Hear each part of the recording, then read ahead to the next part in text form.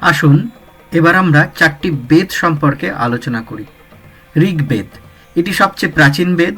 এতে 1028টি স্তোত্র রয়েছে, যা বিভিন্ন দেবতার উদ্দেশ্যে রচিত। ইন্দ্র, অগ্নি, বরুণের মতো দেবতাদের স্তোত্র এখানে পাওয়া যায়। এটি মূলত প্রার্থনা ও স্তোত্রের সংকলন। সামবেদ, সামবেদকে বলা হয় সঙ্গীতের বেদ। ঋগ্বেদের অনেক মন্ত্র এখানে সুর দিয়ে গাওয়া হতো। এটি মূলত গানের মাধ্যমে উপাসনার জন্য ব্যবহৃত হতো। যজুর্বেদ, যজ্ঞ ও আচার অনুষ্ঠান কিভাবে করতে হবে তার নিয়ম এখানে দেয়া আছে। এটি পুরোহিতদের জন্য একটি নির্দেশিকা। অথর্ববেদ, এটি সাধারণ মানুষের জীবন, রোগ, ব্যাধি, জাদু, মন্ত্র ইত্যাদি নিয়ে রচিত।